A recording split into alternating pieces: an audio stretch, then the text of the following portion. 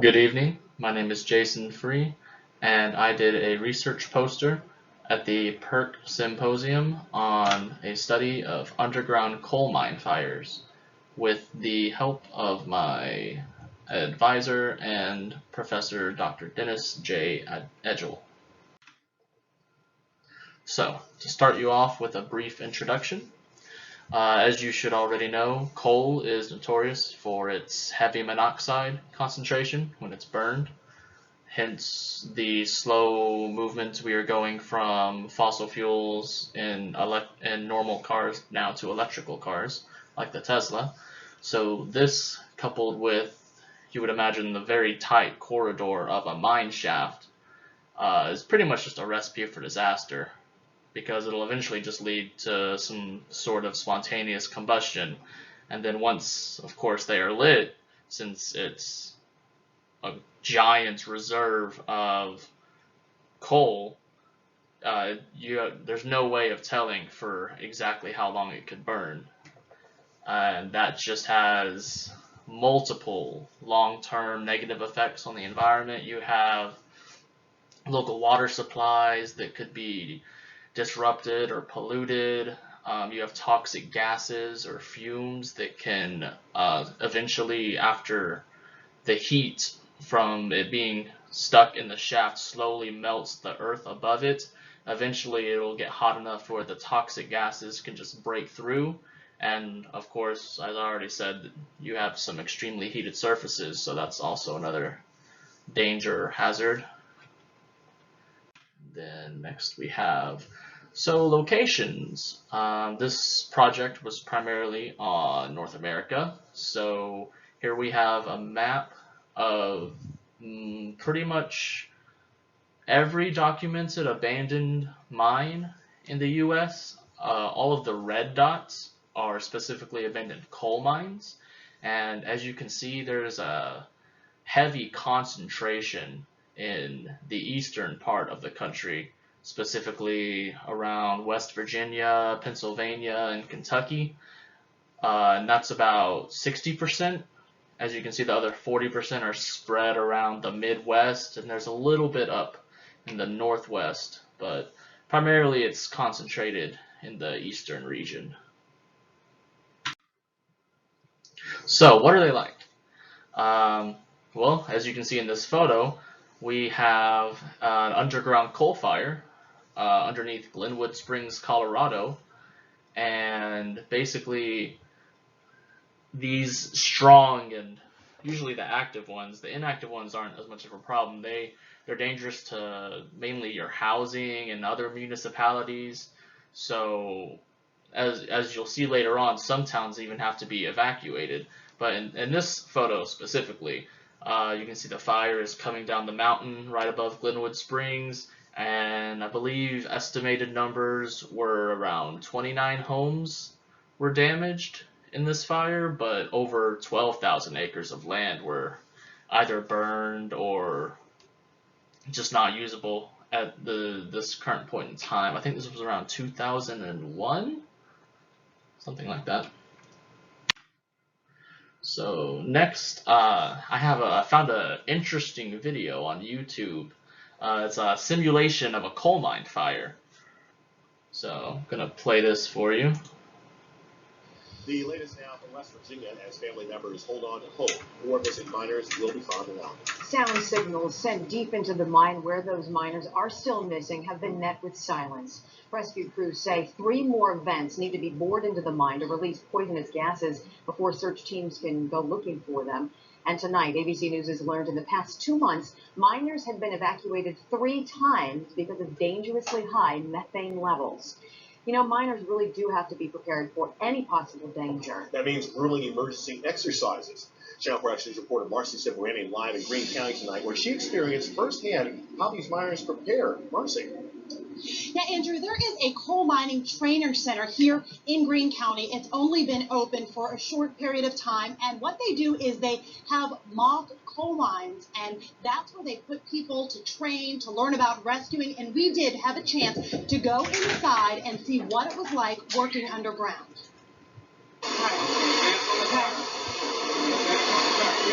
With help from a mine rescue expert, I'm attacking the simulated coal mine fire. The fire itself is real. It is hot and intense, but the wide stream of water we're using is keeping the heat down as we inch closer. Keep going. Keep going. Okay. But even with the fire out, the danger underground still exists, so we back away with the hose still flowing until we're a good distance from the fire site. Slowly. If this were a real rescue, I would have been wearing this. Okay, so is it comfortable? Yeah. And of course, This is what mine rescue teams wear to attack fires and to save trapped coal miners. The pack provides 4 hours of air. Here's why. The inside of a mine is very similar to the simulated coal mine, dark, damp, and with hidden dangers. A coal miner goes underground every day prepared for that. I did as well. Besides the hard hat and light that will guide my way, I carry a gas detector to check for methane, oxygen, and carbon monoxide, and a self-rescuer with a 1-hour air supply, enough to escape the mine if necessary or get to a rescue chamber with food, water, and oxygen. And during our mock underground experience, we encountered trouble, roof collapses, and yet another fire. This one is not real, but it, like all of the issues today, is designed to be an obstacle for coal miners training to survive their job underground. The state put more than $4 million into this new training facility to keep coal miners here in Pennsylvania safe. Andrew and Wendy.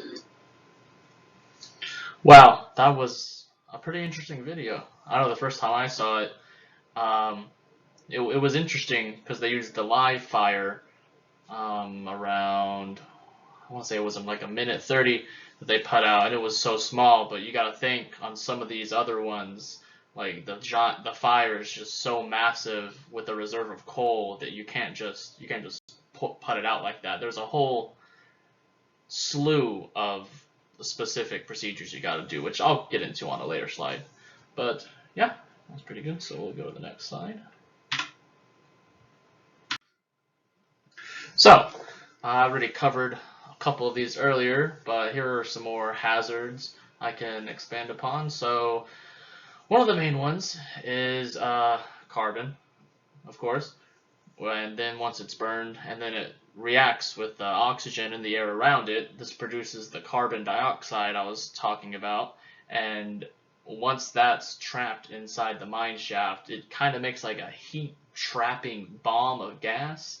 And this just giant trap, eventually that's what warms the earth above it and slowly melting it until it breaks through. Like in this photo right here, I believe this one is from the famous Centralia highway. I'm pretty sure it's either been fixed or closed off since then, so it would be nice to visit. You can see it's famous because all the people that graffiti on it and come by, and tourists.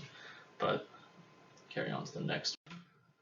So we're going to get into one of the most famous ones here in the U.S., which, as I've mentioned before, is Centralia, Pennsylvania. Okay, this is one of the most famous ones because it takes place about 300 feet below the city in Pennsylvania. To give some history on it, after trying to decide how to best clean up mine discharge from mining the coal, the town council, this isn't officially written down, but this is theorized because they can't officially write this on a state government document. They pretty much just set it on fire in hopes that this would stop the mine discharge. Little did they know that that's why it's still burning, and it's expected to burn for another 250 years. So, you know, when in doubt, you should not set it on fire, personally. But they did, so yeah. Because of this, pretty much all of Centralia has had to move out of the city. I want to say its current population is around 3 now.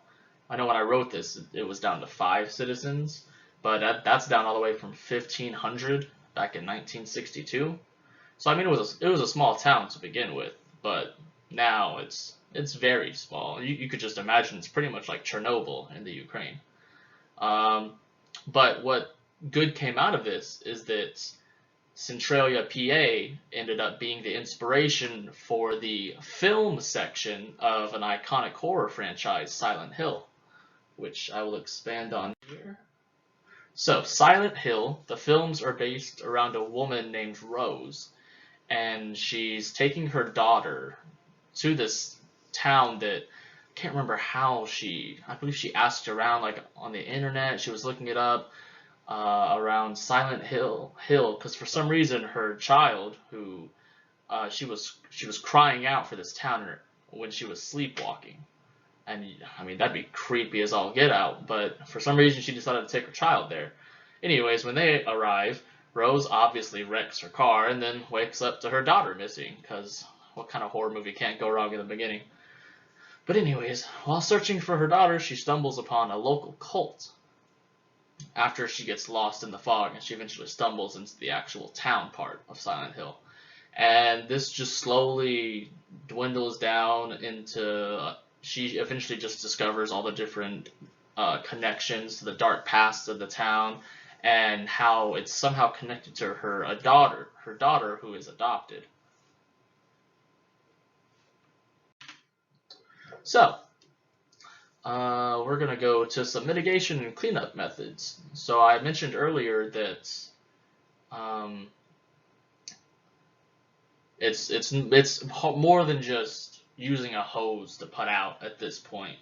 Like, as you can see in this photo, there's a massive amount of just sprinklers spraying the ground all around it to try to help keep the temperature low on it. And not to mention, in the video earlier, they said that training that they were doing that cost the state just $4 million just for a simulation training. So you can imagine how much it would take to actually put out such a large scale fire. But anyways, the most common techniques for putting out a coal fire, you would ideally just surround the entire seam of coal with clay, and then you would just inject the area with water, or you could just finish excavating the entire coal and then not have to worry about it. But due to the large nature of these reserves, I mean, you can just imagine, as I said, the cost is just so massive. And it can also endanger the rest of the surrounding natural landscape based on how much you're going to mess it up by either if you finish mining or you just start heavy watering it. But yeah. And then on my next slide, I've attached my official poster for you to read. So as you can see here, we have the introduction, which I already read off to you. We have some more photos. The left one is the one in Glenwood Springs, and then the right one is a different photo from a forest out in Centralia, PA, from that fire. And then on the poster, I actually included a world map that is just a bunch of underground coal fires, at least documented ones officially around the world. The background image, as you already saw, is the graffiti highway in Centralia. But then we have the major takeaway points from what we talked about. So underground coal mines are a serious threat to safety and health. The mines become inactive mainly just because of the hazardous health effects that you would get from being in the mine too long with all that coal. Obviously, the mines are very, very flammable, and they can just easily contaminate the local water supply. And as I've said, just because there's so much coal, the risk of spontaneous combustion is very high. And since the supply is endless, that's just how they burn for so long. Like, I think burning fire in, I think it's Australia, has been burning longer than Centralia. And then, as I said, Centralia right there has been burning for 59 years now. But as I've said, the only mitigation efforts are just some fire suppression systems and injecting clay and using water. But yeah, they get costly.